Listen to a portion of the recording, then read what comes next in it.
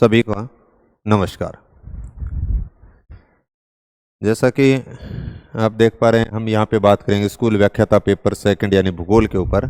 तो उससे पहले मैं ये बात करना चाहता हूँ कि जैसे हमारा प्रश्नों का जो पेपर हुआ, स्कूल लेक्चरर का जो पेपर फर्स्ट था, बहुत सारे विद्यार्थियों के फ़ोन आए थे कि सर फर्स्ट के अंदर स्थिति थोड़ी ज़्यादा ख़राब हो रही है, मतलब 30 प्रश्न भी नहीं बन रहे हैं, यानी 40% का जो रेशियो था, यानी 30% 30 प्रश्न उसमें ठीक नहीं हो रहे हैं। बहुत सारे ऐसे विद्यार्थी हैं जिनके साथ में इस प्रकार की दुविधा है, किसी कोई या 31 32 35 के ऊपर बैठे हैं या 27 28 25 इस प्रकार से हैं। तो वो तो जैसा भी है, हो सकता है उसमें कोई प्रश्न किसी का कोई डिलीट हो जाए। अगर कोई 28 29 पे है तो उसको फ़ायदा हो सकता है, प्रश्नों का अंक भार बढ़ जाए। मैंने उसको ऑल ओवर, मुझे नहीं पता कि उसमें कौन से डिलीट होने वाले हैं या नहीं होने वाले हैं, लेकिन एक संभावना के तौर पे आप मान सकते हो कि कहीं अगर आपके 29 के आसपास हैं तो भी हो सकता है। कई बार एक प्रश्न का जो अंक भार है वो बढ़ जाता है, तो ऐसी कंडीशन के अंदर आपके 40% नंबर वहाँ पर हो भी सकते हैं।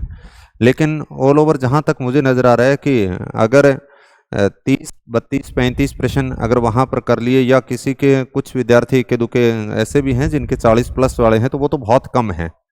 तो ज़्यादा उसमें घबराने की ज़रूरत नहीं है। मेरे विचार से अगर वहाँ पर आप पास होते हो तो अपने सब्जेक्ट के अंदर आपने बहुत कुछ ठीक ठाक किया होगा। और फिर उसके बाद में ये है कि अकेले चिंता से कुछ काम नहीं होगा। और फिर सारी जो आप, हो सकता है आज जो आप मार्केट के अंदर आंसर की लॉन्च कर रखी हैं, चाहे वो फर्स्ट पेपर की हो या सेकंड पेपर की हो, उनमें भी कुछ उत्तर बदले जाने की गुंजाइश रहती है सदैव ही। ये आप दिमाग में, तो इसलिए आप अभी तो उत्साहित नहीं हो सकता है किसी आंसर की के अकॉर्डिंग आपके फर्स्ट पेपर में 27 प्रश्न बच रहे हो, या 28 प्रश्न बच रहे हो, या 29 बच रहे हो, या 26 बच रहे हो सकता है जब आरपीएससी की फाइनल आंसर की आए उस कंडीशन के अंदर वो उत्तर आपके जो 28 थे वो 31 भी हो सकते हैं। इसलिए इनके ऊपर आप पूर्णतः जो आरपीएससी है उसी के ऊपर हम इंतजार रखेंगे कि भी उनका जो उत्तर है वो क्या रहेगा फाइनल। तो इसलिए एक आधे प्रश्न अगर कम पड़ रहे हैं तो अनावश्यक चिंता नहीं करें, हो सकता है वो आपके पक्ष में भी आ जाए। तो वो तो भविष्य की बात है, कैसे क्या रहेगा। दूसरी सब्जेक्ट की बात है तो मुझे थोड़ा सा कम टाइम मिला, तो मैं कल तो देख ही नहीं पाया पेपर को, और सुबह भी मैंने आज देखा, और कुछ प्रश्नों के ऊपर मैं आपके साथ में चर्चा करूंगा। विद्यार्थियों के फ़ोन आए थे कि गुरुजी बताओ, उत्तर बताओ, आप बताओ। हालांकि मार्केट के अंदर सब ने बता रखे होंगे, हो सकता है मैं लेट में ही हूँ। तो मैं जो बात कहना चाहूँगा, मैंने जो पेपर को देखा और प्रथम दृष्टया, मतलब आप यूँ कह सकते हो कि आपको देखने के अकॉर्डिंग हो सकता है कुछ विद्यार्थियों को पेपर हॉल के अंदर पेपर सरल लगा होगा, या जिसकी तैयारी ठीक थी उसने एनालिसिस ठीक भी किया होगा। कुछ प्रश्न तो बहुत मुश्किल थे। ईमानदारी की बात यह है कि उनके उत्तर एग्जैक्ट, मैं ये मान सकता हूँ कि 8 7 10 प्रश्न ऐसे जरूर होंगे, उनके उत्तर जो आरपीएससी आपकी मानेगी वो उत्तर होंगे। अब चाहे कोई कहे, क्योंकि सारे के सारे बुक्स के सोर्स, तो हाँ धीरे धीरे हो सकता है कि हम कोई किताबें हमारे पास नहीं है, उनमें से अगर अपने ढूंढें तो हो सकता है मिल जाए, लेकिन 5 7 प्रश्न आपको ऐसे जरूर हैं जिनका उत्तर आरपीएससी जो मानेगी वो होंगे, चाहे मैं कुछ बताऊं चाहे और कोई कुछ बताए।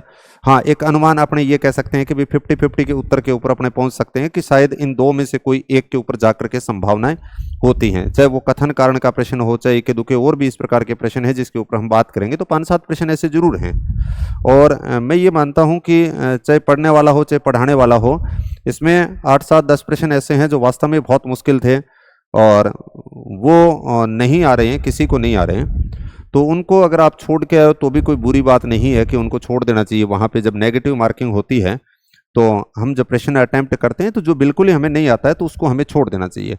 हाँ, 2-3 प्रश्न ऐसे भी हैं जो मैंने देखे कि वो इस अपने सिलेबस के अकॉर्डिंग उससे बाहर भी हैं। भाई हम यूँ कह सकते हैं कि वो बाहर का बात, तात्पर्य ये हो गया कि रिलेटेड तो रहेंगे, लेकिन स्कूल लेक्चरर के सिलेबस जैसे उसमें बात कर रखी थी, वेबर के जो त्रिभुज वाला है उसके समानांतर मतलब पैरेलल किसकी बात करेंगे, इसी प्रकार से आदर्शवाद, यथार्थवाद, उनसे संबंधित कुछ प्रश्न कर रखा था। तो हम सामान्यतः वहाँ पर जो कॉलेज लेक्चरर के अकॉर्डिंग अगर बात करते हैं तो वहाँ पर तो वो जरूर हैं, लेकिन स्कूल लेक्चरर के सिलेबस के अंदर इस प्रकार के 2-3 प्रश्न होंगे जो शायद स्कूल लेक्चरर के अंदर सिलेबस में नहीं है, तो वो भी हम वहाँ पे जब पेपर किया होगा तो आपको मुश्किल पैदा हुई होगी। ऑल ओवर अभी मुझे ये नहीं पता क्योंकि मेरी कोई ज़्यादा बात हुई नहीं है, मेरी खुद की भी तबीयत ठीक नहीं थी, तो मैं ज़्यादा बात नहीं कर पाया किसी से। तो ये है कि भाई आपके कितने नंबर बन रहे हैं ऑल ओवर। बहुत ज़्यादा अंक तो मेरे विचार से इस पेपर में नहीं आएंगे, क्योंकि इस पेपर के अंदर कुछ हम बात करेंगे, ऐसी गलतियां करवाने का प्रयास किया गया है। पेपर तो अटेम्प्ट किया है, मतलब विद्यार्थियों ने प्रश्न तो किए हैं, लेकिन फिर उसके बाद में ये पता चलता है कि भाई उसका उत्तर ये होगा। बाद में अभी जो आप जोड़ रहे हो उसके अकॉर्डिंग भी आपके उत्तर बदलेंगे, मैं ये बता देता हूँ पहले से। तो ज़्यादा खुश होने की जरूरत को नहीं है, ज़्यादा निराश होने की भी जरूरत को नहीं है भाई। आप ये मान के चलो कि हमेशा मार्जिन है। अब भी मैं आपके सामने जो बात करूंगा उसमें भी मैं ये मानता हूं कि फिर भी जब आरपीसी की फाइनल आंसर की आएगी उसके अकॉर्डिंग ही उत्तर सही माने जाएंगे। कुछ प्रश्न ऐसे रहेंगे, मैंने पहले भी कहा था, 2 4 5 ऐसे प्रश्न रहेंगे, उनके उत्तर हम आरपीसी वाले हैं वही मानेंगे। कि अनुमानित उत्तर हम ये कर सकते हैं कि ये हो सकता है, तो इसका मतलब वो हो भी सकता है, नहीं भी हो सकता है। तो दनादन ऐसे उत्तर बताने का तो मैं प्रयास नहीं करूंगा, लेकिन कुछ सोर्स के साथ में अपने बात करेंगे कि भी इनके ये उत्तर हैं। और सोर्स के तौर पे मैंने कुछ जगह पे नोट्स को काम में लिया, तो नोट्स को मैंने इसलिए काम में ले लिया क्योंकि नोट्स के अंदर वो चीज़ें थी और वो किसी न किसी किताब से ही लिखी गई हैं। बहुत सारी बातें हमने पहले उसके अकॉर्डिंग, यानी हमने जब क्लासरूम के दौरान की थी उसके अकॉर्डिंग बहुत सारे प्रश्न आए भी हैं, और कुछ प्रश्न ऐसे भी हैं जो मैंने खुद ने भी नहीं पढ़े। ईमानदारी की बात यह है कि मैंने उनको खुद ने नहीं पढ़े, तो मैंने उनको क्लास में भी किसी को नहीं करवाया। तो कोई ये कहे कि भी 100 में से 100% हमने करवाया, वैसा आया है, तो फिर वो तो कोई महान आत्मा हो सकती है। जहाँ जहाँ पे हमने अधिकतम काम करने का प्रयास किया था, और उसके अकॉर्डिंग मेरे विचार से 3 चीज़ें अगर हमने ठीक ठाक की थी, तो जैसे क्लास के नोट्स थे तो वो ऑल ओवर किताबों का सारांश के तौर पे लिखने का प्रयास किया था। उसके बाद में हमने बात की थी कि एनसीईआरटी, अगर आपने एनसीईआरटी पढ़ी है तो कुछ प्रश्न एनसीईआरटी के काफ़ी डेप्थ में थे और सीधी लाइन टू लाइन उठाई गई है। और तीसरी जो बात अगर मैं करूं, मैंने पहले भी बात की थी कि ओल्ड जो प्रश्न पत्र हैं उनका सहारा अगर रखते हैं हम, तो उनमें से भी प्रश्न पूछे गए। अगर इतना सा जुगाड़ तुगाड़ हमारे पास होता है तो निश्चित रूप से आप ये कह सकते हो कि आप एक अच्छे जो कंपटीटर होते हैं उस दौड़ में आप शामिल होते हो। तो अपने इसके ऊपर यानी चर्चा करेंगे उत्तरों के ऊपर। कुछ प्रश्नों के उत्तर तो अभी हम चर्चा करेंगे और बाकी कल जैसे टाइम मिलेगा उसके अकॉर्डिंग हम बात करेंगे। फिर उसके बाद में आप अपने जो एनालिसिस करके या बाकी आपने कहीं से देख रखे होंगे उसके अकॉर्डिंग आप अपने थोड़े से मार्क्स अगर बता पाओगे तो उससे एक थोड़ा सा आइडिया लग पाएगा कि अभी जैसे पूछने लगे कि सर कट ऑफ क्या होगी। ईमानदारी की बात यह है कि जब तक बहुत सारे विद्यार्थियों के साथ में अगर जुड़ाव नहीं हो पाता है तो फिर सीधे कट ऑफ का एनालिसिस करना तो मेरे विचार से ठीक नहीं रहता है। हालांकि मुझे ऐसा लगता है कि भी पेपर को देख करके कि भी बहुत ज़्यादा कट ऑफ जाने वाली भी गुंजाइशें नहीं लगती हैं, क्योंकि रियल में पेपर के अंदर कई जगह दिक्कत पैदा करेगा। हम उसके ऊपर चर्चा करेंगे। जैसे हर एक प्रश्न के अंदर यानी बहुत सारे प्रश्न ऐसे हैं, कुछ प्रश्न तो बहुत सीधे हैं और उनको देख करके हम अंदाज़ा लगा लेते हैं कि हाँ यार पेपर बहुत ही सरल था, आसान था। लेकिन कुछ प्रश्न ऐसे हैं कि जो वास्तव में बहुत बेहतर थे और वहाँ पर डिसीजन लेना एक मुश्किल काम होता है कई जगह पे, और वो कई बार डिसीजन 50-50 वाला हमारा ठीक भी रहता है, कई बार गलत भी रहता है। सबसे पहले प्रश्न की अगर मैं बात करूं, ये प्रश्न जो है सुदूर संवेदन में विद्युत चुंबकीय स्पेक्ट्रम के किस तरंगदैर्ध्य का उपयोग किया जाता है। यहाँ पर जो प्रश्न की हमने बात की है, ये प्रश्न हमने पहले किया था, इस प्रकार का प्रश्न आया था, यहाँ पे हमने कर रखा है पहले, और उसमें ये बात लिखी थी, आपको शायद दिख रहा होगा कि रिमोट सेंसिंग में उपयोगी स्पेक्ट्रम की बात की थी कि 2 स्पेक्ट्रम यानी जिसमें दृश्य स्पेक्ट्रम की भी बात करते हो और अदृश्य स्पेक्ट्रम की बात करते हो। दृश्य स्पेक्ट्रम में हमने देखा 0.4 से लेकर के 0.7 तक माइक्रोवेव तक का जो था वो आ जाएगा। फिर उसके बाद में इंफ्रारेड और माइक्रोवेव ये सारी की सारी आती हैं। यानी आप यूं कह सकते हो कि दृश्य तरंग से ऊपर वाला जो पार्ट था ये रिमोट सेंसिंग के लिए उपयोगी होता है। ये प्रश्न पहले भी पूछा गया था, पहले सिर्फ इस प्रकार का आया था कि दृश्य तरंगे, इंफ्रारेड, माइक्रोवेव ये इसके लिए उपयोगी होती हैं, यानी कौन कौन सी हैं। अब की बार यहाँ ये न देख करके इसने क्या किया, आपको मान से संबंधित बात कर ली। तो ये 0.4 से लेकर के 0.7 या 1 से लेकर के 30 सेंटीमीटर, 8 से लेकर के 14 माइक्रोमीटर, ये इससे नीचे वाला है, ये वाला, तो इसको हम काट देंगे। जिसमें भी ए है इसका मतलब ये कट गया, ये कट गया। अब आपके पास में बी, सी और डी, हम ये उत्तर करेंगे। फिर उसके बाद में तो ये यहां से पहले एक तरह से इसीलिए मैं कहता हूं कि भी हम पुराने पेपरों का एनालिसिस साथ में करें। मैं ये नहीं कहता कि भी ये नोट्स पढ़ने हैं कोई, मैंने तो ये बताया कि भी ऐसा प्रश्न हमारे सामने पहले आया तो ऐसा पुनः भी यहां से बार बार प्रश्न तो पूछे जा रहे हैं। फिर भी दूसरा ये प्रश्न भी एक तरह से पहले आया हुआ है, और सही कथनों को चुनिए। यहां पे देखिए सबसे पहले पंजाब और हरियाणा पारंपरिक चावल उत्पादक क्षेत्र हैं। ये लाइन हमने यहाँ पे लिख रही है कि चावल के गैर परंपरागत क्षेत्र, और जिसमें पंजाब और हरियाणा सबसे पहले लिखा है कि पंजाब, हरियाणा, पश्चिमी उत्तर प्रदेश, उत्तरी राजस्थान, यहाँ पर चावल की कृषि का विकास सिंचाई के कारण हुआ है। यानी ये चावल के परंपरागत क्षेत्र नहीं है, ये चावल के गैर परंपरागत क्षेत्र हैं।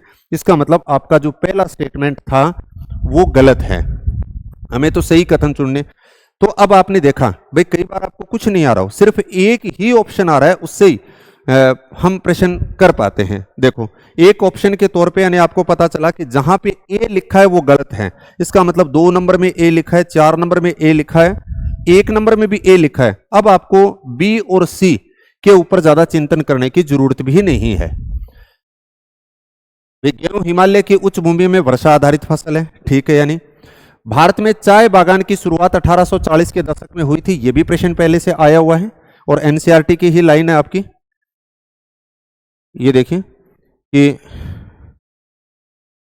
चाय, भारत में चाय की खेती 1840 में असम की ब्रह्मपुत्र घाटी में प्रारंभ की गई थी। तो यहां पे 3 प्रश्न पहले पूछे गए हैं कि भारत में चाय की शुरुआत कब हुई। पहला प्रश्न ये 1840 में, कहां से, असम से, असम में कहां से, ब्रह्मपुत्र घाटी से। ये प्रश्न पहले पूछे गए हैं और वापस यही प्रश्न हमारे यहां पर वापस सामने आया है जो हमने बात की।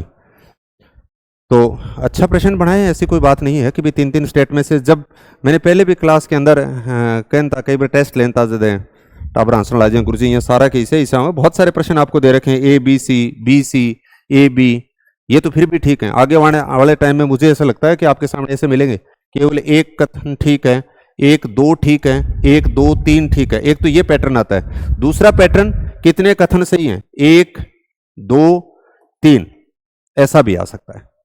तो ये सबसे मुश्किल सवाल होगा और ये यूपीएससी में आने शुरू हो गए तो यहां पर भी भविष्य के अंदर जैसे कॉलेज लेक्चर वगैरह है उसके पेपर के अंदर आ सकते हैं। ये जो पेपर का पैटर्न है ना, ये कुल मिलाकर के आपका जो अभी असिस्टेंट प्रोफेसर का जो दिसंबर में एग्जाम होगा वहां पर भी आपके लिए कारगर होगा। आप इस दृष्टिकोण को रखते हुए अगर यहाँ पे किसी के कुछ कम मार्क्स रह रहे हैं तो कतई घबराने की जरूरत नहीं है। आपके 5 महीने आपके साथ में और पढ़े हैं, आपने सब्जेक्ट जो पढ़ा है आधा पूरा का पूरा वही है जो स्कूल लेक्चरर का है और उसके बाद में आधा आपको और तैयार करना है। तो आप प्रॉपर इस दृष्टिकोण को अपनाते हुए चलेंगे तो निश्चित रूप से उन विद्यार्थियों में से एक होंगे जो अच्छे कंपीटिटर होते हैं। अगला नेक्स्ट प्रश्न की अगर मैं बात करूं, तीसरा जो प्रश्न ये बहुत बार पूछी गई है, दोदा बेटा चोटे निम्नलिखित में से कौन सी पर्वत श्रृंखला से संबंधित है, नीलगिरी। ये भी प्रश्न मैंने यहाँ पे हमने लिख रखा है क्योंकि ये पहले बहुत बार आया हुआ है। यहां पर भी आप देखोगे कि 4 स्टेटमेंट लिखे हैं, जैसे मध्य सहाद्री की सर्वोच्च चोटी, उत्तरी सहाद्री की, मध्य सहाद्री की सर्वोच्च चोटी कुद्रेमुख ये पूछा गया, उत्तरी सहाद्री की सर्वोच्च चोटी कलसुबाई ये पूछा गया, दक्षिणी भारत की दूसरी सर्वोच्च चोटी पूछे या फिर नीलगिरी की पहाड़ियों की सर्वोच्च चोटी पूछे, दोदा बेटा कह दीजिए, डोडा बेटा कह दीजिए, ये पूछा गया। कहां पे है, तमिलनाडु में, ये पूछा गया। 2637 मीटर ये पूछा गया। यानी इन 4 लाइनों के अंदर 7 प्रश्न पूछे गए हैं पहले कहीं न कहीं। तो ये हर एक जो लाइन है वो हमारे लिए उपयोगी है। हाँ जरूरी है नहीं है कि सवाल सभी लाइनों में से आए, जैसे यहां से आ गया। अगला प्रश्न थोरनथवेट, ये मुश्किल प्रश्न था। थोरनथवेट के 1948 के जलवायु वर्गीकरण के संभाव्य वाष्पोत्सर्जन की गणना की जाती है। बहुत मुश्किल प्रश्न था, आसान नहीं था। अब ये देखिए सविंद्र सिंह की किताब में से यहां से ये लाइन उसने उठाई है हूबहू। यहां पे आप देखोगे, देखो ज्ञातव्य है कि संभाव्य वाष्पीकरण वाष्पोत्सर्जन का औसत मासिक तापमान के आधार पर परिकल्पन किया जाता है, औसत मासिक तापमान से। तो 1 नंबर आपका इसका उत्तर हो जाएगा। मुश्किल सवाल था, आसान नहीं था। पेपर होल के अंदर ये नहीं है कि भी सीधा सीधा हो रहा था। थोरनथवेट के 1948 के जलवायु वर्गीकरण के संभाव्य वाष्पोत्सर्जन की गणना की जाती है, तो औसत मासिक तापमान से आपने देख लिया। फिर उसके बाद में ये भी बहुत बार प्रश्न पूछा गया, सेम ही प्रश्न है। पहाड़ी ढाल चक्र सिद्धांत, यहां से बार बार इन सिद्धांतों के नाम पूछे जाते हैं। तो पांचवें प्रश्न में आप देख रहे हो पहाड़ी ढाल चक्र सिद्धांत एलसी किंग का है। ये आप देखिए यहां से ही पूछा है, पहाड़ी ढाल चक्र सिद्धांत के नाम से पूछा गया, पेडिप्लेशन चक्र के नाम से पूछा गया, एलसी किंग बहुत बार पूछा जाता है। ये पुस्तक पूछी जाती है मॉर्फोलॉजी ऑफ द अर्थ, कहाँ के अध्ययन पे आधारित है? दक्षिण अफ्रीका के शुष्क सवाना क्षेत्र के ऊपर आधारित है, ये आ जाएगी। किंग ने 4 प्रकार बताए थे ढाल के, उनके ऊपर प्रश्न बार बार पूछे जाते हैं। तो यहां पर तो सिर्फ नाम पूछा था। पहाड़ी ढाल चक्र सिद्धांत किसका है? एलसी किंग का है। अगला, भारत की प्रथम राष्ट्रीय जनसंख्या नीति कब बनाई गई? ये सवाल भी रिपीट सवाल है, पहले भी बहुत बार पूछा जा चुका है। सन 1976। ये देखिए जनसंख्या नीति की हमने बात की, पहला स्टेटमेंट हमने लिखा कि भारत की प्रथम जनसंख्या नीति 1976। ये स्टार लगा रखा है, इसका मतलब ये पहले भी आए हैं। ये सारी की सारी लाइनें कहीं ना कहीं पहले आई हुई है, ईमानदारी की बात तो यही है। भारत की दूसरी जनसंख्या नीति पूछे तो 1978 में, और नवीनतम जनसंख्या नीति की बात करेंगे 15 फरवरी 2000 को। इससे संबंधित भी 2-3 सवाल हमारे सामने देखने को मिलेंगे, यानी हम यूं कह सकते हैं जनसंख्या नीति वाले टॉपिक में से 3 सवाल पूछे गए हैं। फिर उसके बाद में नेक्स्ट, भरतपुर व अलवर जिले का अधिकांश भाग किन समवर्षा रेखाओं के मध्य स्थित है? हम ये करते हैं कि समवर्षा रेखा के आधार पे आप ये देख रहे हो, ये हमने क्लासिफिकेशन किया गया सामान्य वर्षा वर्गीकरण के आधार पर। अगर बात करें यहां से प्रश्न, जो जीके का फर्स्ट पेपर था, जो प्रश्न हुआ था उसके अंदर भी दिया था, और उसमें ऐसा दे रखा था 80 सेंटीमीटर से तो कम वर्षा वाला कौन सा है, ज्यादा वर्षा वाला कौन सा है, ऐसा कुछ था, मुझे एग्जैक्ट प्रश्न याद नहीं है। तब हमने बात की थी कि निश्चित रूप से यहां से या कोपेन और थॉर्नथवेट से संबंधित सवाल आएगा, तो कोपेन का सवाल भी दे रखा है, और यहां से भी वापस सवाल उसने बात कर दी कि समवर्षा रेखा जो एक तरह से खींची गई है सामान्य वर्षा के आधार पे हमने तैसे बांट रखा है। ये 20 का आ गया, ये फिर 40 का आ गए, फिर ये 60 के आ गए, फिर उसके बाद में आप ये देखते हो कि ये 80 वाला एरिया आ गया। तो खासतौर से इसने कहाँ की बात की है कि 60 से 80 वाला ये आर्द्र जलवायु प्रदेश, मुख्यतः मतलब आप यूं कह सकते हो पूर्वी राजस्थान वाला हिस्सा। तो यहाँ पे आप अलवर भरतपुर की बात करते हो, ये एरिया आ गया। तो अलवर भरतपुर इस एरिया के अंदर अगर हम बात करें तो 60 से 70 सेंटीमीटर कह दीजिए, या 600 से 700 मिलीमीटर के अकॉर्डिंग। तो यानी इसके अकॉर्डिंग हम इस प्रश्न को आसानी से कर पाते हैं। यही प्रश्न था तो 600 से 700 मिलीमीटर, यानी बहुत शॉर्ट के अंदर काम करने का प्रयास किया है, और चीजें अगर याद रखते हैं तो निश्चित रूप से काम चल जाता है। यह प्रश्न भी बहुत बार पूछा गया है, सहमी प्रश्न है कि निम्नलिखित को सुमेलित कीजिए तथा नीचे दिए गए कूट को सही उत्तर कीजिए। मैं तो सदा ही कहूँ पुरानिया पेपर ढंगू एनालिसिस करना लग जाए, टबर फेल को नहीं हुए, किसी भी आरपीसी को पेपर दे लो मैं पास हो गए।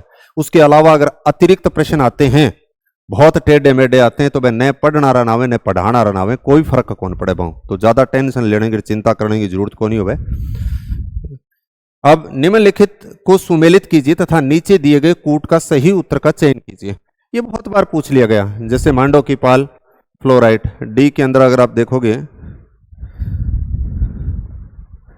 डी में एक फ्लोराइड की बात करते हैं, तो डी में एक में ही दे रखा है, तो ये आपका 2 नंबर आ जाएगा। अक्वाली और सतसुई 4 नंबर आ गया, तांबा के अंदर आ गया। फिर रामपुर आगुचा भीलवाड़ा वाला बी के अंदर आप देखोगे 5 सीसा जस्ता वाला जगपुर भूकिया सोना के लिए आ गया, और सबला लोहारिया फिर आपका लाइमस्टोन के लिए आ गया। ये सारे के सारे शब्द पहले पूछे गए जो यहाँ पे दिखा रखे हैं, आप देखोगे तांबा के लिए, और तांबा के लिए इसने जो शब्द यहाँ पर दे रखा था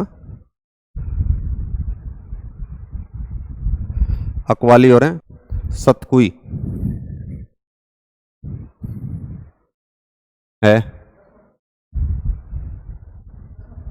अच्छा, ये रहा अक्वाली झुंझुनू वाला, ये शब्द दे दिए, ये पीछे भी आया था किसी पेपर के अंदर। दूसरा अगर आप देखते हो सीसा जस्ता के अंदर क्या दे रखे हो, सीसा जस्ता में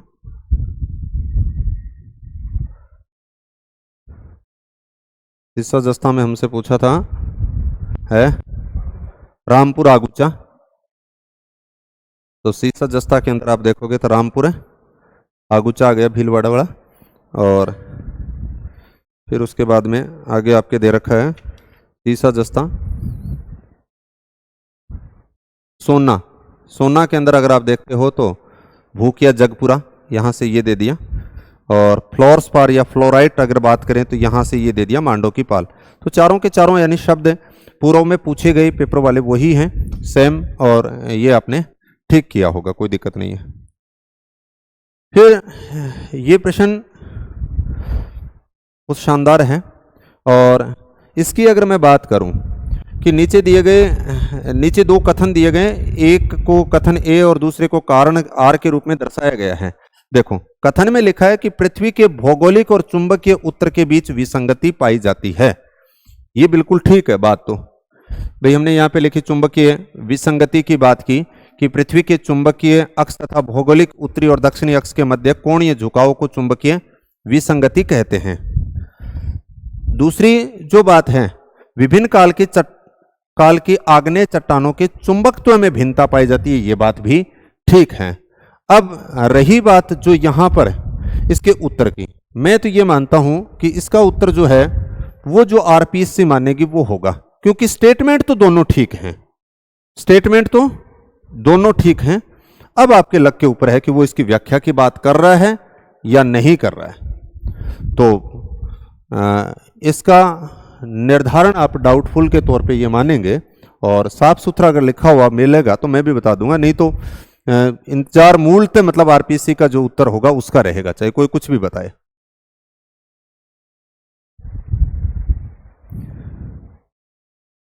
डाउटफुल वाले जो प्रश्न है उनको अभी आप सही में न जोड़ें, अन्यथा फिर कई बार ऐसा होता है कि बाद में नंबर घट जाते हैं।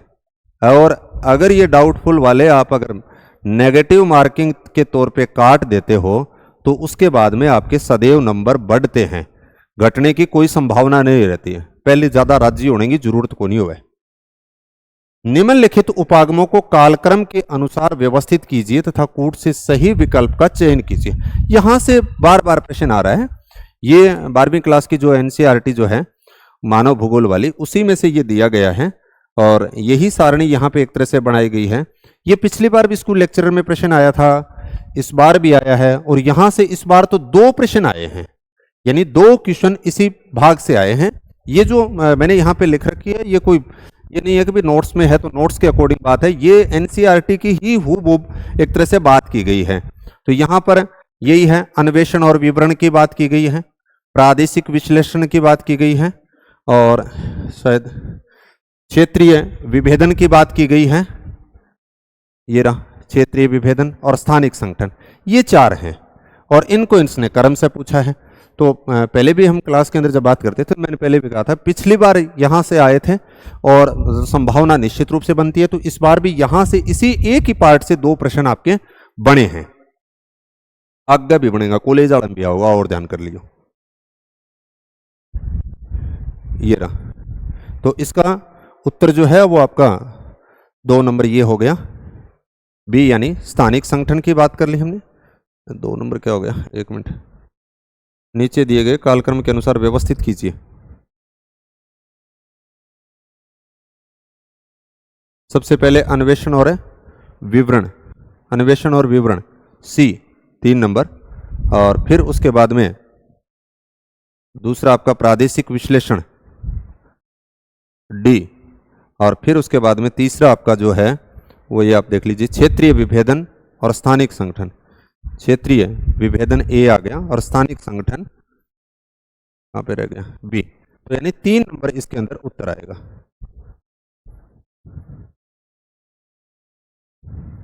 यानी सेम ये एनसीईआरटी की सारणी, और वापस यहीं से पुनः आएगा। ये आधुनिकतावाद की बात की गई, फिर उसके बाद में यहाँ पे नीचे रह गया 1990 के अंदर उत्तर आधुनिकतावाद की भी बात की जाएगी, तो उससे संबंधित आएगा कि कौन सा इससे संबंधित नहीं है, उसके ऊपर आगे चर्चा कर लेंगे। अगला जो प्रश्न देखते हो, राजस्थान का वन प्रतिवेदन 2023-24 के अनुसार कुल आंकलित वन क्षेत्र वर्ष 2021 की दृष्टि से राजस्थान के जिलों का अवरोही क्रम है। ये एक्चुअल में बात की जाए तो मुझे तो ये प्रश्न थोड़ा सा अटपटा सा नजर आ रहा है कि इसकी लैंग्वेज को अगर आप पढ़ते हो तो ये क्या कहना चाह रहा है कि राजस्थान वन प्रतिवेदन रिपोर्ट 2023-24 की बात कर रहा है, लेकिन आगे इसने कह दिया कि कुल आंकलित वन क्षेत्र, ठीक है, वन क्षेत्र की तो बात कर रहा है, 2021 की दृष्टि से राजस्थान के जिलों का अवरोही क्रम। अब यहाँ पे राजस्थान वन प्रतिवेदन रिपोर्ट की अगर बात करते हो, ये है 2023 की, इसके अकॉर्डिंग इसके कोई उत्तर नहीं बैठ रहे हैं। और भारतीय वन सर्वेक्षण जो संस्थान है उसके अकॉर्डिंग अगर बात करते हैं, IFSR जो 2023 की थी, जो 2021 के डाटा के बेस पे 2023 की जो रिपोर्ट आई है उसके ऊपर अगर आप बात करते हो तो फिर इससे जरूर ये उत्तर चला जाता है उदयपुर, अलवर, प्रतापगढ़, बारां। तो मेरे विचार से फिर उत्तर ये होना चाहिए, उदयपुर, अलवर, प्रतापगढ़ और बारां। लेकिन इस प्रश्न की थोड़ी सी जो लैंग्वेज है वो अटपटी सी बनाई हुई है, वास्तव में सही नहीं लग रही है मुझे।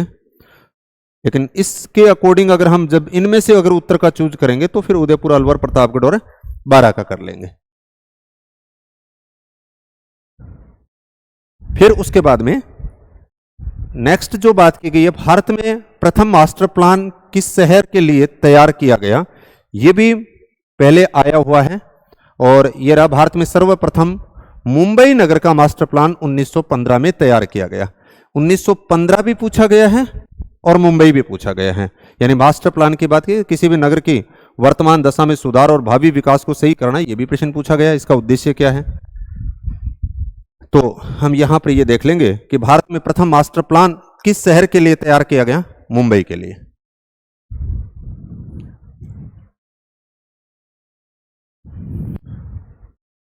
फिर भी अगर बाई चांस कोई किसी प्रश्न के अंदर अगर आपको कुछ ऐसा डाउट लगे, जो कई बार क्या होता है कि उत्तर बताने वाला होता है वो प्रश्न को कुछ और समझ लेता है, तो ऐसा अगर कुछ लगे तो आप मुझे भी अवगत करवा सकते हो।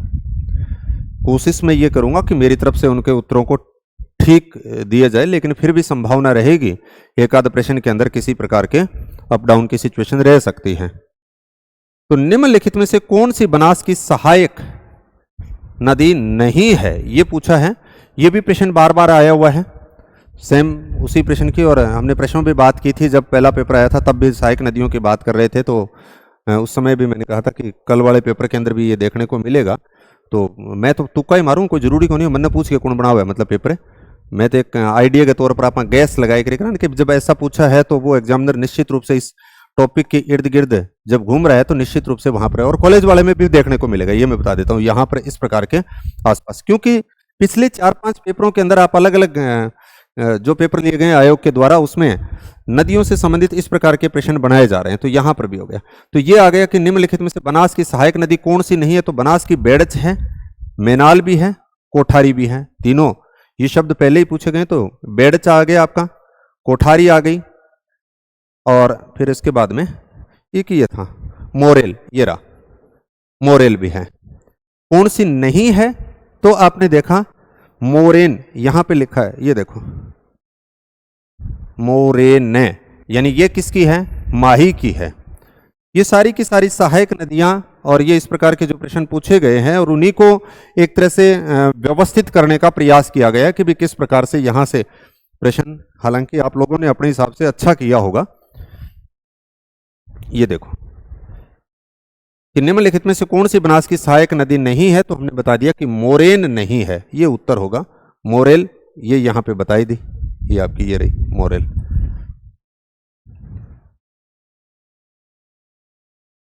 फिर उसके बाद में नेक्स्ट जो है वो सिंचाई परियोजना से संबंधित है।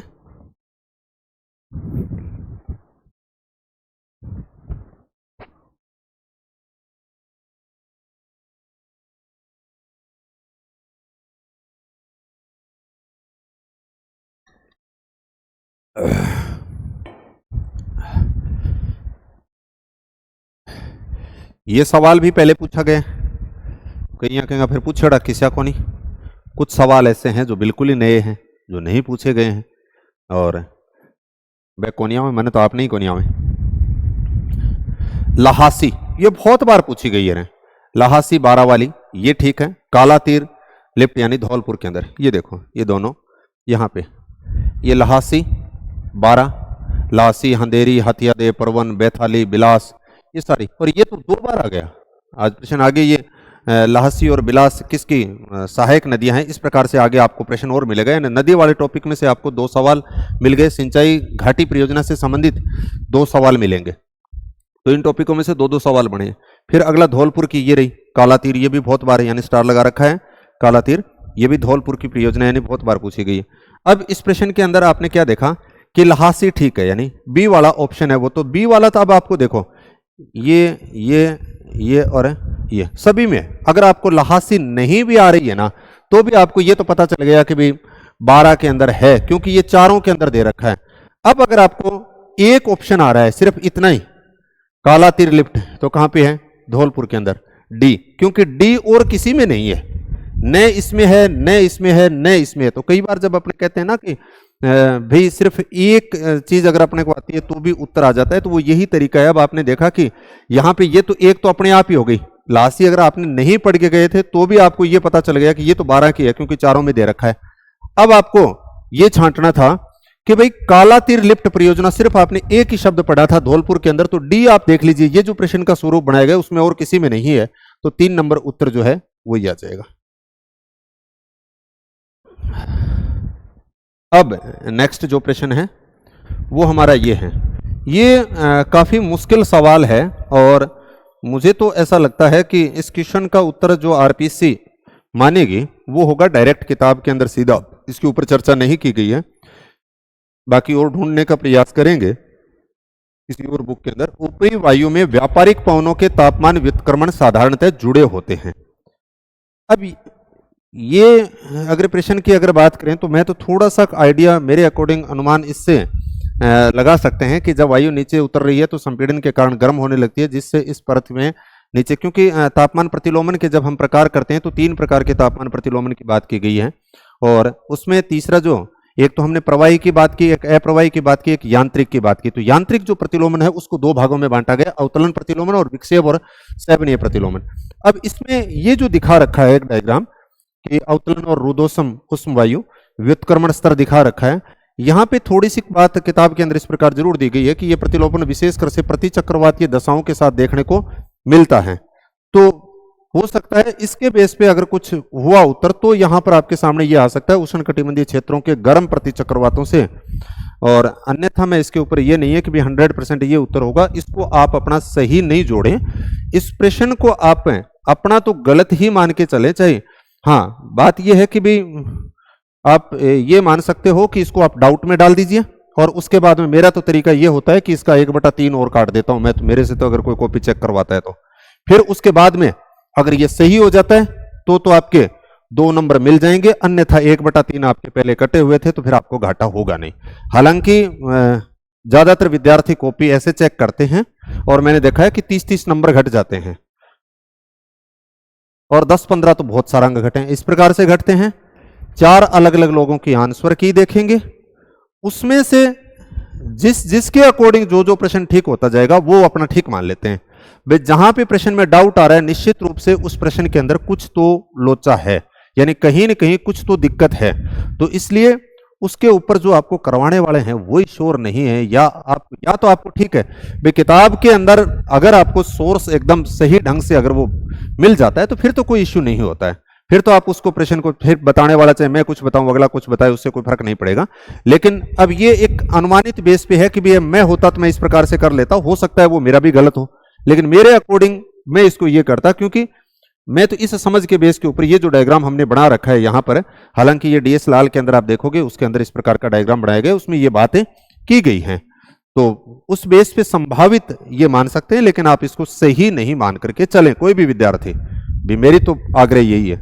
बाकी अब जोड़ोगा तो जोड़ोगा।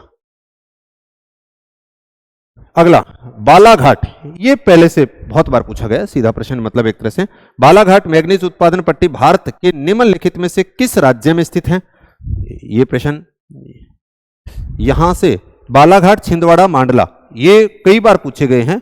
मध्य प्रदेश में मध्य में बाछी लामांडा, ये हमने सूत्र लिख करके एक तरह से याद करने की कोशिश की थी 4 शब्द, तो उसमें से ये बालाघाट बहुत बार पूछा गया, ये नहीं है कि आपको पहली बार पूछा है, तो सेम यही था बालाघाट मध्य प्रदेश से। फिर उसके बाद में नेक्स्ट जो प्रश्न है हमारा वो अगर आप देखोगे, निम्नलिखित में से किसने समुद्र तल, 2 चीजें यहां पे दे रखे हैं, समुद्र तल में परिवर्तन पर जोर देते हुए प्रवाल भित्ति के निर्माण के स्थिर स्थल सिद्धांत का समर्थन किया। अब इस प्रश्न को अगर आप सीधा देखते हो तो आपके सामने जो उत्तर आता है वो सिर्फ इतना ही आता है। स्थिर स्थल सिद्धांत किसका है? मरे कह दीजिए, मरे का है। अब इसमें एक बात और लिख रखी है साथ में पेपर के अंदर, इस प्रकार से हम डेप्थ के अंदर ध्यान ही नहीं कर पाते, हमें सिर्फ इतना दिखता है ना स्थिर स्थल सिद्धांत है तो हम क्या कर देते हैं मरे, लेकिन यहां पे लिखा है समुद्र तल में परिवर्तन पर जोर देते हुए, समुद्र तल में परिवर्तन पर जोर देते हुए। अब इसके अंदर नोट्स में भी मैंने लगा रखा था, यहां पे शायद उसने वो लगाई नहीं, किताब वाली लगा रखी है, कोई बात नहीं। ये देखो सविंद्र सिंह के अंदर अगर आप देखते हो या उससे पहले, ये कोटा ओपन की किताब है, मुरे का स्थिर स्थल सिद्धांत। अब ये सिद्धांत दो मान्यताओं पर आधारित है, मुरे वाला तो जो उत्तर एक तरह से विद्यार्थी कह रहे थे गुरुजी मुरे क्यों को नहीं हुआ, तो मैं आगे बताने की कोशिश करी कि यहां पे देखो कि इसके दो मान्यताओं पर आधारित है मुरे का जो सिद्धांत है। वो पहला लिखा है समुद्र का जल तल अपरिवर्तित है, यानी मुरे के अकॉर्डिंग समुद्र का जल स्थल, ये तो दोनों के अंदर सेम रहेगा, स्थिर जो स्थल खंड है वो स्थिर रहेगा, मुरे भी मानेगा डेली भी मानेगा।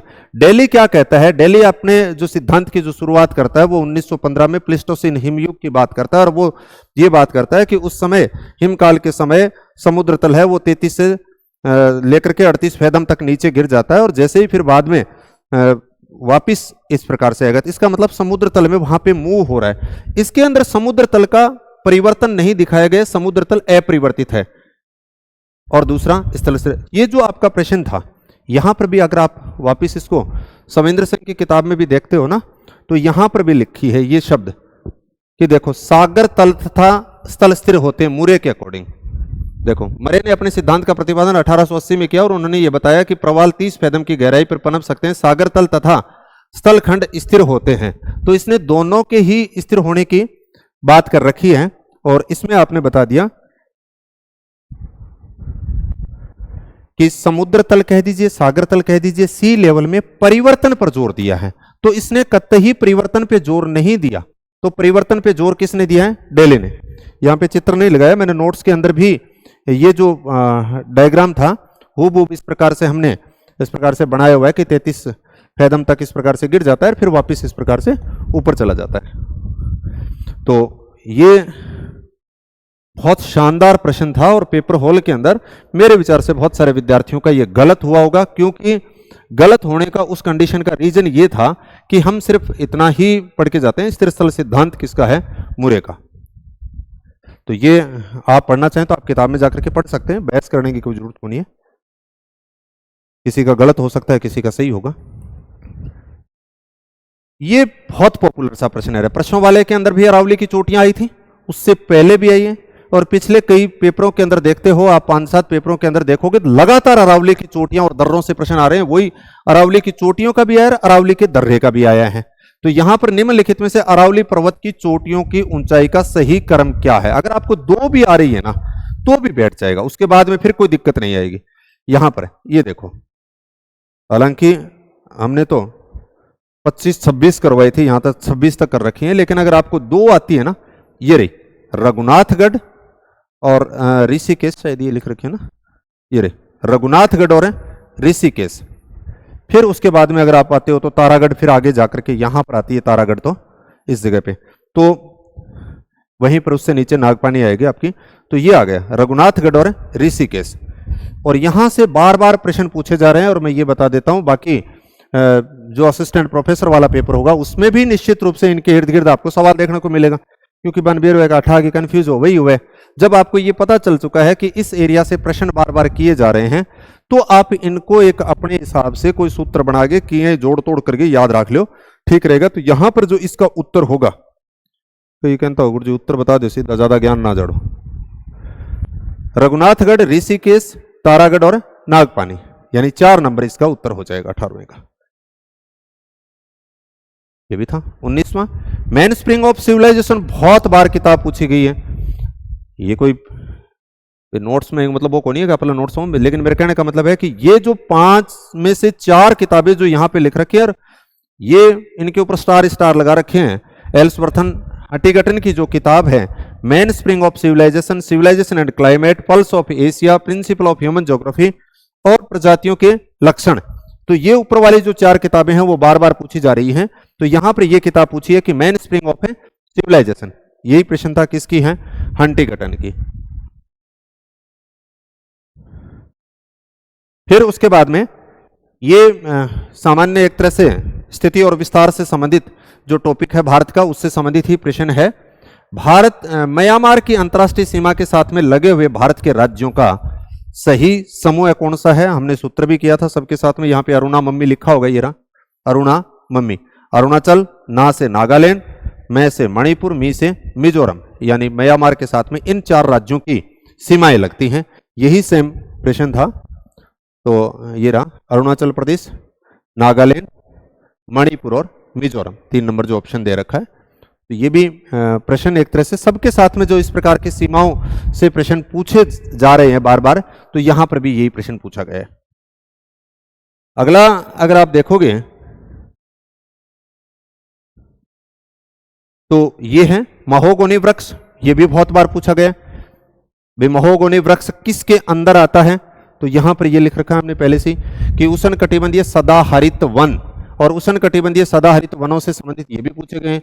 उष्ण आर्द्र क्षेत्रों में होती है, 200 सेंटीमीटर से अधिक वर्षा होती है, आर्द्रता 70% से ऊपर होती है, और सदाहरित वनों की लकड़ी कठोर मिश्रित प्रजाति, परिणाम स्वरूप दोहन मुश्किल होता है। आय, ताम्र और बाबेनी, ये सारे के सारे शब्द पूछे गए हैं। तो यहां से जो आपके सामने आए मतलब आबनूस आ जाएगी, ए का मतलब एबोनी आ जाएगी, ता का मतलब ताड़ हो गया, मैं का मतलब महोगोनी, ये शब्द है आपके सामने जो आया था कि महोगोनी वृक्ष निम्नलिखित में से किस प्रकार के वनों के अंदर पाए जाते हैं? तो हमने देखा उष्णकटिबंधीय सदाहरित वनों के अंदर ये पाए जाते हैं।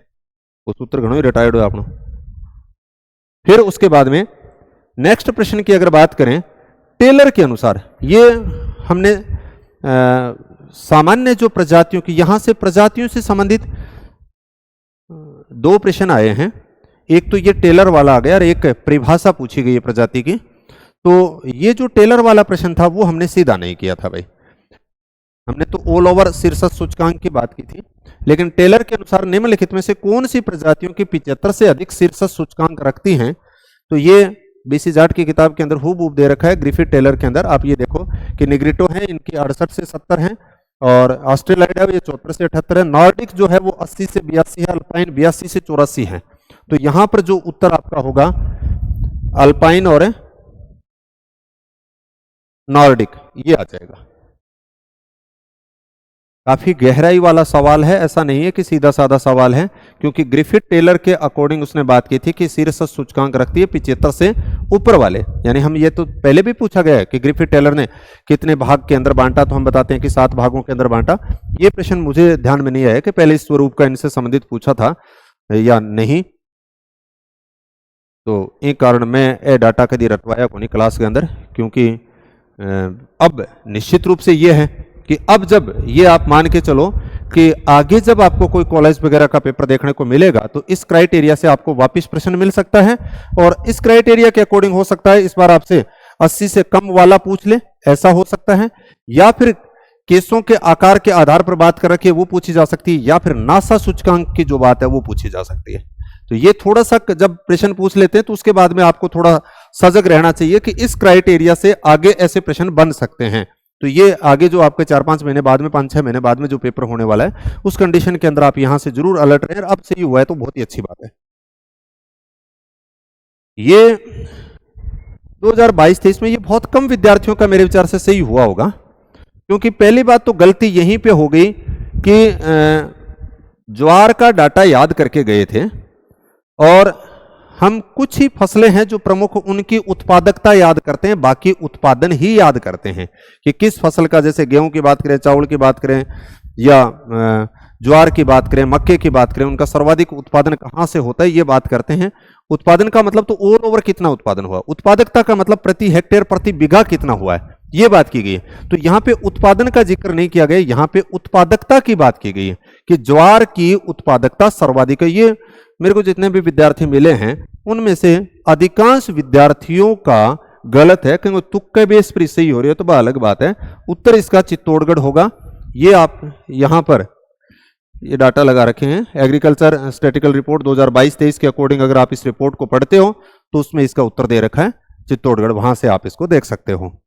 तो ये तो मैंने तो इसकी उत्पादकता के बारे में याद नहीं करवाया था, और मैं तो खुद अगर पेपर दे के आता तो फिर मेरे को तो ये छोड़ना पड़ता, क्योंकि उत्पादकता का डाटा मुझे याद ही नहीं था। क्योंकि सभी फसलों के तो हम उत्पादकता और उत्पादन के दोनों के डाटा याद रहते नहीं है। कुछ फसलों के सभी फसलों के हम उत्पादन के तो एक एक याद रखते हैं, लेकिन उत्पादकता कुछ सिलेक्टेड फसलों के रखते हैं। तो यहाँ पर ये ज्वार से संबंधित बात की गई है। कृषि के 2 प्रश्न पूछे गए हैं। फिर उसके बाद में नेक्स्ट अगर आप देखते हो, ये पिछले से पिछले स्कूल लेक्चरर के अंदर आया था। पिछले से पिछले स्कूल लेक्चरर के अंदर भी ब्रोक प्रणाली से संबंधित आया था। उस समय थोड़ा सा इस प्रश्न का जो स्वरूप था, नगरों का जो एक तरह से क्लासिफिकेशन किया गया है, यहाँ से बार बार प्रश्न आ रहे हैं कि प्राचीन काल के नगर, मध्यकालीन, आधुनिक कालीन नगरों के अंदर। तो यहाँ पर इस बार 2 प्रश्न आए हैं। एक तो प्राचीन काल का नगर दे रखा है, मेसोपोटामिया से संबंधित आप देखोगे तो इरेच वाला वो दे रखा है। और दूसरा मध्यकालीन नगरों के अंदर अगर बात करते हो ना, मध्यकालीन यूरोपीय नगरों में नगर नियोजन की अगर बात करेंगे तो वहां पर बरोक प्रणाली का जिक्र किया गया है। ये देखो यहाँ पे हमने बात कर रखी है कि मध्यकालीन जो नगर 5वीं से 17वीं सदी के बीच में हुए थे वो मध्यकाल के आगे। इसको भी फिर आगे 2 भागों में बांट रखा है। एक अंध युग की बात कर रखी है, एक पुनर्जागरण काल। तो जो पिछले स्कूल लेक्चरर के अंदर आया था पिछले से पिछली बार, तब डायरेक्ट मध्यकाल के अंदर नहीं जाकर के पुनर्जागरण काल से संबंधित उत्तर हो रहा था। अब तो बात यह है कि भी सीधा ही उसने दे दिया कि भी प्राचीन कालीन है या मध्यकाल या आधुनिक कालीन। तो यहाँ पे हमने बात कर रखी है कि पुनर्जागरण काल कह दीजिए या मध्यकाल कह दीजिए। इस युग के अंदर सुनियोजित नगर विकास की बरोक प्रणाली का विकास हुआ और ब्रेक प्रणाली की ये कुछ विशेषताएं बताई गई। तो इसने तो प्रश्न हमसे इस बार सीधा पूछा है, और वो सीधा प्रश्न ये था कि बरोक प्रणाली संबंधित थी तो मध्ययुगीन यूरोपीय नगर में नगर नियोजन से संबंधित थे। अगला प्रश्न, वॉन थ्यूनन के सिद्धांत के अनुसार एक किसान का लाभ, किसान के लाभ की बात की गई है, निम्नलिखित में से किन चरों पर निर्भर करता है? ये प्रश्न भी यहां से है। देखिए ये रहा, कृषक लाभ, यानी कृषक लाभ की बात की गई है। कृषक कह दीजिए, किसान कह दीजिए। कृषक लाभ कैसे ज्ञात किया जाता है? तो इसने बता दिया कि कृषक लाभ विक्रय मूल्य माइनस उत्पादन लागत प्लस परिवहन लागत, यानी उत्पादन लागत को देखेंगे, परिवहन लागत को देखेंगे, विक्रय मूल्य को देखेंगे, तो हमारा कृषक लाभ ज्ञात होगा। ये भी प्रश्न यही था। वस्तु का विक्रय मूल्य जो यहां पे लिख रखा, वस्तु का विक्रय मूल्य P बराबर V, ये पहले पूछा गया है, सूत्र बहुत बार पूछा गया। P बराबर V माइनस ब्रैकेट के अंदर E प्लस T कह दीजिए, या विक्रय मूल्य माइनस उत्पादन लागत और परिवहन लागत, ये बहुत बार पूछा गया पहले। तो यहां पे विक्रय मूल्य की बात आ गई, उत्पादन की लागत, ये रहा उत्पादन की लागत, और फिर उसके बाद में परिवहन की लागत, परिवहन की लागत। तो इसमें आपके A, B और C ये आ जाएंगे। ये रहा A, B और C। जो D ऑप्शन है यानी चौथा जो ऑप्शन है वो आ जाएगा A, B, C। श्रम वाला जो है वो इसके अंदर बात नहीं की गई है, क्योंकि कृषक लाभ की बात इसके अंदर की गई है। अगला जो प्रश्न है ये भी पुराने पेपरों से संबंधित है। नेक्स्ट जो मैं प्रश्न की बात करूंगा ये कि वॉन थ्यूनन का कृषि अवस्थिति सिद्धांत है, ये पहले भी आया हुआ है, और कोटा ओपन की जो किताब है वीओ में उसमें शुरुआत में ही ये दे रखा है। और इसके अंदर अगर हम बात करेंगे आनुभाविक और मानकीय, उसके अंदर दिखा रखा है, तो आप VMOU के अंदर जा करके इसको आप देख सकते हो कि आनुभाविक और मानकीय ये वॉन थ्यूनन के कृषि अवस्थिति सिद्धांत से संबंधित है।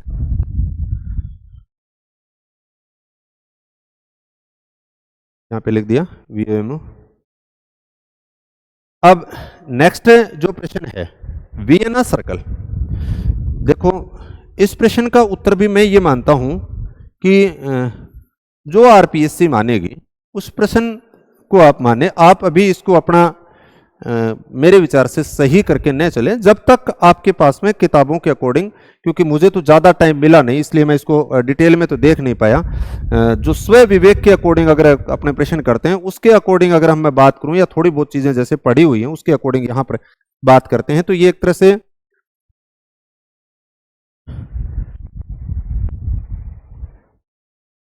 वियना सर्कल जो हमने प्रत्यक्षवाद लिखा था वहां पे तार्किक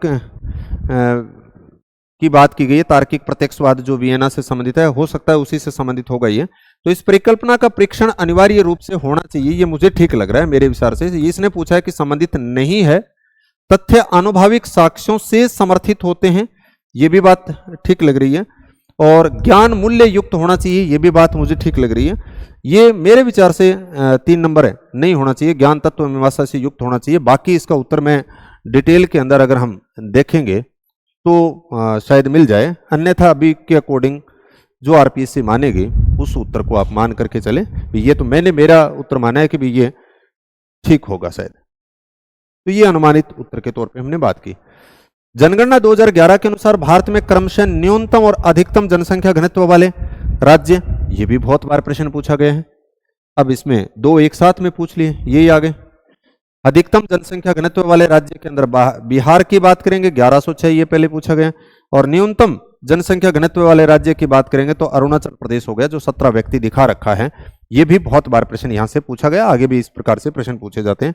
तो हमारे सामने इसने पहले पूछा है न्यूनतम का, फिर पूछा अधिकतम का। तो न्यूनतम के तौर पे अगर हम बात करेंगे अरुणाचल प्रदेश, अधिकतम की बात करेंगे तो बिहार हो गया। तो 2 नंबर उत्तर हो गया। नेक्स्ट, ज्वार द्वारा उत्पन्न धाराएं जब जल डमरू अथवा खाड़ी से होकर के गुजरती हैं तो जानी जाती हैं। तो ये ज्वारीय आयतन और ज्वारीय तीव्रता तो नहीं है, इन दो में से कुछ उत्तर होगा, ज्वारीय रेंज या ज्वारीय उभार। तो इसको देख करके जैसे समय मिलेगा उसके बाद में बता दिया जाएगा कि भी इसका उत्तर ये होगा। इसलिए अभी मैं तो इसके ऊपर श्योर नहीं हूं कि इन दोनों में से क्या उत्तर होगा।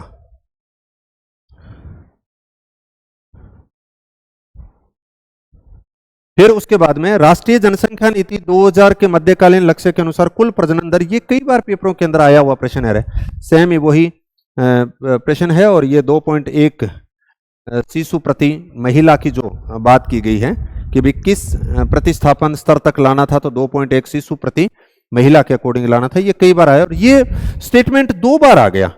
ये आगे जब आप देखोगे ना, जनसंख्या के कुछ उद्देश्य के ऊपर बात की गई तो वहां पर भी वापस आपके सामने ये शब्द मिलेगा, यानी एक ही शब्द 2 बार पेपर के अंदर आपको देखने को मिलेगा। यहां पर तो ये लिख रखी होगी, कर्सी दे रखी तेरी हैं, अच्छा कोई बात नहीं। तो ये 2.1 शिशु प्रति महिला के अकॉर्डिंग, तो हमने देखा कि बहुत सारे प्रश्न उसी के अकॉर्डिंग थे। कुछ 2-3 अभी जो हमने प्रश्न किए हैं उसको छोड़ करके बाकी इस लाइन लेंथ के अकॉर्डिंग हम चले थे। तो हमें थोड़ी सी खुशी ये है कि भाई जिस दृष्टिकोण से आरपीएससी का पेपर बनाया जा रहा है उसके हिसाब से हम पढ़ रहे हैं, तब तक काम ठीक है। और आगे के जो प्रश्न हैं उसके ऊपर नेक्स्ट क्लास के ऊपर मैं चर्चा करूंगा। और अभी के लिए इतना ही, बाकी मस्त रहो। बिया तो थे मिला रखा होगा, मैं तो लेट लाट में चलाना आदमी हूँ मामला। चलो ठीक है, धन्यवाद।